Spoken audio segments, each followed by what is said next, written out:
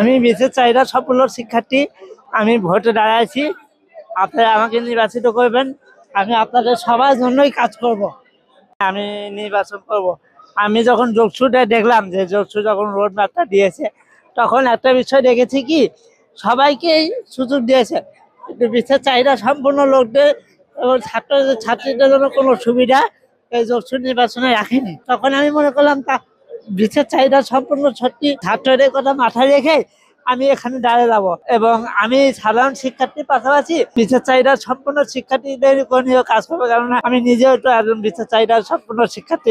আমি সবার জন্য কাজ করব। বিশ্ববিদ্যালয়ে যেহেতু সবাই পড়াশোনা করে, সবাই ছাত্র, সবাইকে নিয়ে কাজ করব, এবং বিশেষ চাহিদা সম্পন্ন শিক্ষার্থীদেরকে নিয়েও কাজ করব। বিশেষ করে আমরা যারা ছাত্র, তাদের থাকার কোনো ব্যবস্থা নেই, তাদের যেন থাকার ব্যবস্থা হয় সেটা নিয়ে কাজ করব। তারপর ক্যান্টিনে খাবারের মানটা ভালো না, খাবারের মান নিয়ে ভালো করার জন্য কাজ করব। আরো যে আনুষঙ্গিক যে বিষয়গুলো আছে সেগুলো নিয়েও কাজ করব। এখানে নিজেকে পিছিয়ে রাখার কোনো কারণ নেই। যোগসু নির্বাচন, এখানে যখন যোগসু রোড ম্যাপটা দিয়েছে, তখন আমি একজন ছাত্র হিসেবে যোগসুতে দাঁড়ানোর অধিকার আমার আছে, এবং আমি নিজেকে এই জন্য যোগ্য মনে করি যে আমি নিজে জানি যে আমি কাজ করতে পারবো। এজন্যই আমি দাঁড়াই। আমি প্রশাসনকেও চোখে আঙ্গুল দিয়ে একটা বিষয় রেখে দিতে চাই যে তারা যে যোগসু রোড ম্যাপটা করেছে, বিশেষ চাহিদা সম্পন্ন সত্যি শিক্ষার্থীদের যে কোনো সুযোগ সুবিধা দেয়নি।